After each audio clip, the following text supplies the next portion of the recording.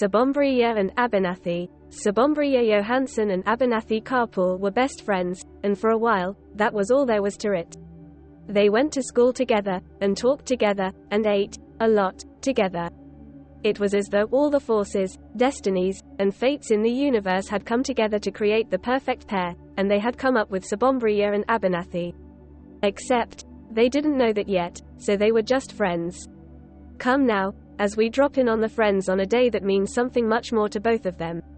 Valentine's Day. Abernathy, the dear boy, has gotten a few presents for Sobombreeya. In his trembling hands lay a plush teddy bear, a box of chocolates, and one, slightly rumpled, extremely crinkled, flower. It is a saponaria flower, purple and small, pretty and sweet, much like Sobombreeya. Abernathy isn't really sure if she will like it or not, but he can hope. He peeks in through the classroom window and sees her sitting at her desk. She looks up and waves to him cheerfully, her face nearly splitting with her giant smile. Abernathy thinks she is a star because nothing else can shine that brilliantly. He opens the door and thanks goodness that there is no one else in the room yet. And then he thinks it may be awkward to give Sobombreeya his gifts with no one else there. It would be like, he shakes his head and walks inside. Hi, he waves to her. I got you some presents here. I didn't really know what flowers you liked so. Sobombreeya doesn't let him finish because she has wrapped in a hug so tight he drops the chocolates and screams in pain. She is a very strong girl, and since she doesn't usually hug Abernathy, he is a little put off by it. Oh, it's fine. I'm sure whatever you got is beautiful. She lets go of him and sits back down. I just love this teddy bear here. He's adorable. You know, I'm going to call him, Bimby. Bimby. Abernathy is confused. He assumed that she would name the teddy bear something like Abernathy Jr. Yes, it's just a name, right? Sobombreeya slugs him in the shoulder and grins excitedly. Let's get started on this chocolate before anyone else gets here.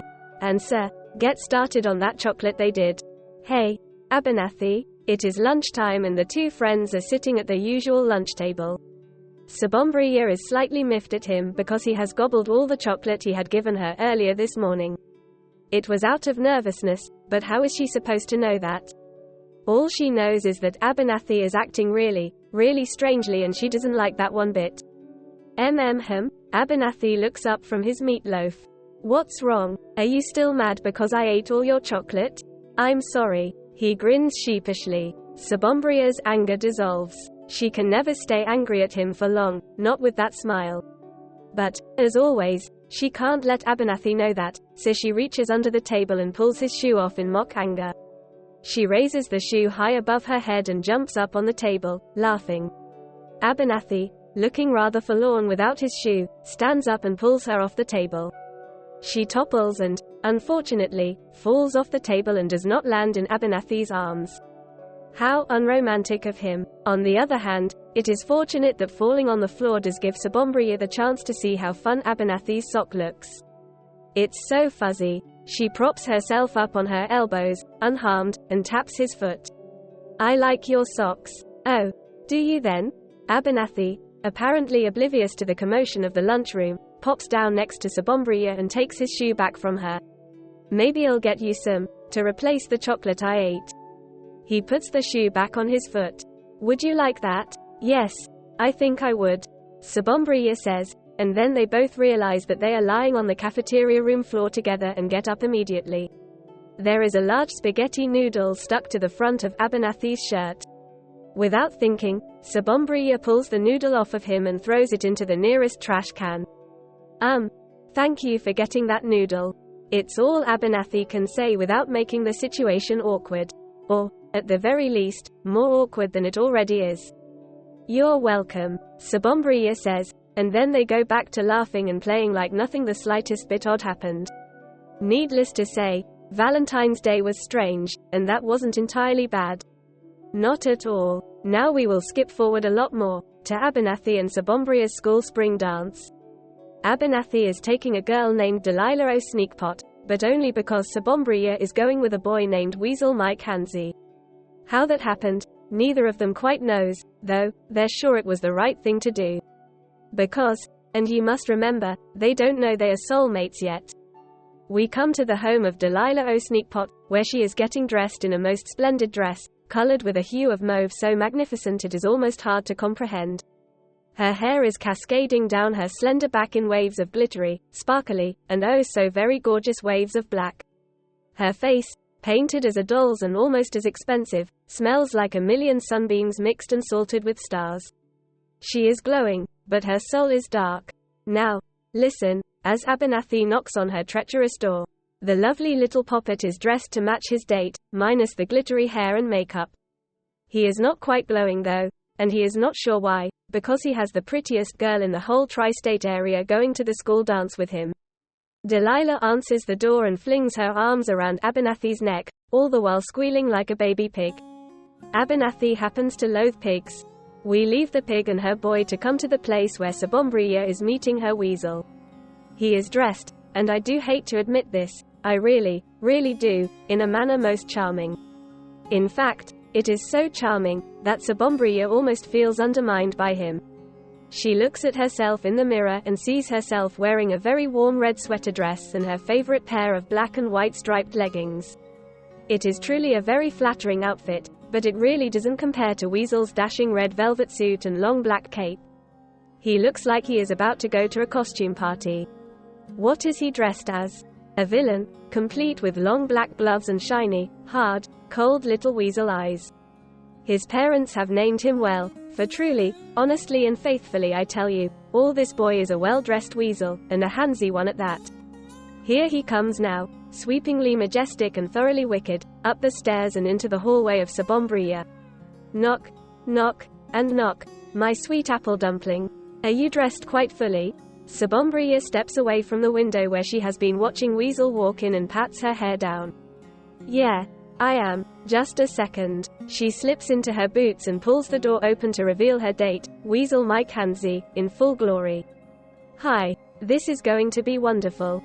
Weasel takes her hands in his own and pats them gently. You, dear girl, look absolutely divine. He loops their arms together and they walk down the stairs together. Or, maybe he isn't handsy so much as just sweet. But no, Weasel is, however charming he may be, an enemy of Sobombreeya and Abernathy, so he can take his niceties and jump in a hole. Not literally, of course, that would be a shame, but just figuratively enough for him to get far away from our girl Sobombreeya. Are you excited? I brought you some flowers. Weasel presents a bouquet of mixed flowers. They smell wonderful, but Sobombreeya finds herself thinking how much better Abernathy's flower from Valentine's Day smelled. Oh, yeah, they're great. Thanks so much for all of this. You look really cool. I mean, nice. You look nice. Nice, huh? Well, I was going for more of a dashing look, but I suppose nice will work for now. He is just kidding, the loon, but Sobombreeya thinks he is genuinely offended. Ah, I'm so sorry. I meant you looked amazing. Marvelous. Stupendous. Dashing. Strapping. Incredible. Wow, how fabulous is this guy, am I right? Sobombreeya's voice rises as she goes on. Are you okay? Weasel asks, concerned for the mental health of the girl beside him. I'm fine, and you, Weasel Mike Hansy, are unbelievable. Sobombreeya smacks him on the shoulder lightly. Shall we? We most certainly shall. So the limousine starts, and the unfitting pair strides off to the dance that they are not supposed to be going to together. Except, they don't know that. And maybe Weasel isn't actually evil, but I know of someone who is, and that is Delilah O'Sneakpot. So, Abby, don't I look beautiful? Delilah is clutching Abernathy's arm with her pointy nails and calling him a name most irritating. Tell me I look beautiful or I'll scream. You look gorgeous. And that was true. Delilah does indeed look gorgeous. She looks like an angel. But luckily, she is the opposite of one. That's how Abernathy finds himself wishing very much that he had not gone to the dance with the prettiest girl in the tri-state area. Abby, Delilah whines. Why did you not bring me flowers? I wanted a giant bouquet of overflowing, majestic, and expensive flowers so I could show off to my friends. Come on, tell me you have something nice to give me. I like presents, Abby, I like them a lot. Yeah, well, I did bring you something. Really? He produces a giant box of chocolate banana slices, which, coincidentally, Sobombreeya loves very much. Delilah O'Sneakpot, on the other hand, loathes them. Wah TT, I can't believe this. These are so gross. Yuck. I'm so mad. Are you trying to trick me or something? No, I thought you would like them. Why did you think that? I'm like, allergic to bananas, stupid. She smacks him across the head with the box of chocolates and escapes the car, tripping on a tree trunk and breaking her wrist. Abernathy hears her screaming and leaps out of the car. Except, he isn't actually that coordinated either, so he smacks into a tree trunk and breaks his nose. Then there's blood all over the place and it's really gross and sticky and everything smells like pennies, and Abernathy and Delilah are both crying and it's getting dark really, really fast. Sobombreeya is finding that Weasel is a very interesting and sweet person, actually, and is being very pleasantly surprised by the way he acts. For one, Weasel's real name isn't Weasel, but instead it is in reality Rundamujabatbatbatgemotraband. And so why wouldn't he go by Weasel? They're the national animal in Hamakabimu, the country he originally comes from, and also very respectable and cute. He even had a pet weasel when he lived there. Second of all, he has really good taste in music. Third of all, he has spectacular teeth. Fourth and last of all, Weasel Mike Hansy has brought her Sobombreeya a small stuffed weasel. There are only 4 problems with this. One is that Sobombreeya thinks W is a weird letter. 2 is that while his taste in music is really good, it's the opposite of Sobombreeya's. 3 is that spectacular teeth are overrated, and 4th is that seeing the stuffed weasel reminds Sobombreeya of Bimbi, and Bimbi reminds her of Abernathy, and she finds herself thinking that as nice and interesting as Weasel is, she would rather be with Abernathy. Abernathy rolls over and begins to crawl towards Delilah on his knees and elbows. He hopes that she isn't dead, or worse, angry. Delilah, are you there? Abernathy inches closer. I'm over here. My wrist hurts really badly. I think maybe I broke it. Can you walk? No. Carry me. Snookums. Abernathy still has blood bursting down his face and clothes, but he did commit to take Delilah on a date, and since it was already turning out so horribly, it's the least he can do for her. He hobbles on over to her in the dark and attempts to pick her up, but accidentally steps on her other wrist. Ouch. You idiot. Delilah is indeed angry. So angry that she forgets all about her broken wrists and begins to smack Abernathy with all the might she has in her. Smack, smack, smack, smack, smack, and slap, slap, slap. Delilah kicks Abernathy in the head and he crumples to the floor in a bloody pulp mash heap. That'll teach you to bring me banana chocolates. She takes her high heel off and inches it towards his eye. Abernathy howls and tries to move away, but something beats him to it. Something, or should I say someone, is pulling him away from the violent tirade of Delilah.